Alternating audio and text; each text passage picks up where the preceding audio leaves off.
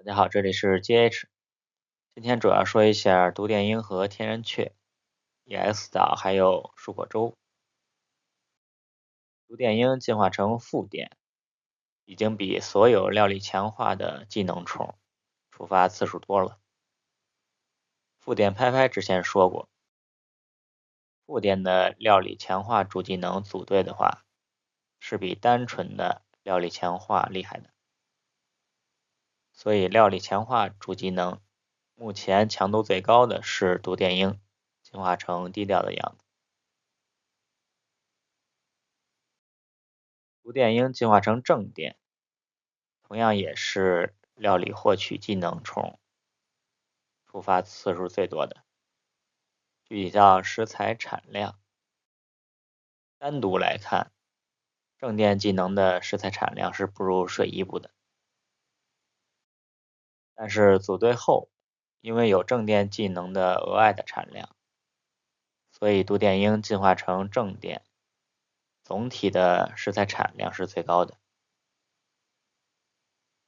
但是之前也说过，食材获取这个技能本身作用不大，食材是要靠高级食谱转化成能量的，随机食材转化成的能量并不多，食材卖了换梦碎就更没有多少，所以还要看后期游戏有没有相关的更新。这两只新宠可以归到冲分中。天然雀是树果型宝可梦，在5岛树果能量排第3，强度不算太高，可以归到日常注重能量的玩法。新出的 EX 岛玩了几周，还是看游戏日常的几个要点吧。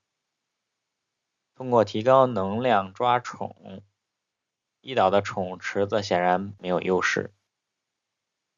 获取梦碎的玩法， EX 岛如果没摇到梦碎宠对应的树果，帮忙速度还要下降，所以也不是最优选择。最后就是升级玩法了。EX 岛奖励的属性糖，只要带着对应属性的宝可梦睡2觉就可以获得。所以毫无疑问，升级的玩法再加上 EX 岛的属性糖肯定是有加成的。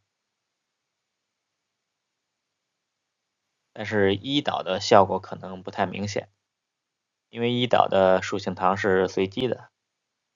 如果从2岛 EX 模式开始固定树果和奖励，那专注升级的玩法肯定是要去升级宝可梦对应的 EX 岛。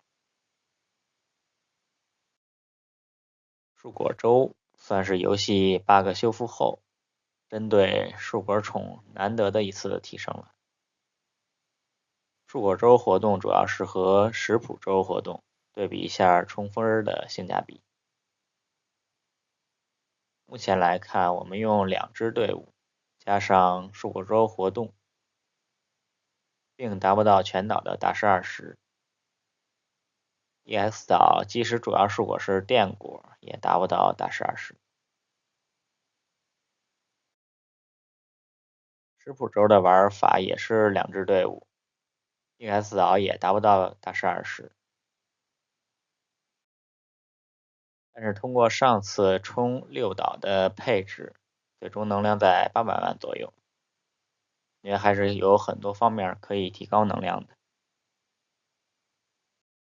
再加上马上就要开7岛了，到时候新的食材宠、新食谱、脖子上限、食谱等级上限、地图加成上限都会增加，所以食谱粥冲分的玩法，我个人认为还是目前最有性价比的。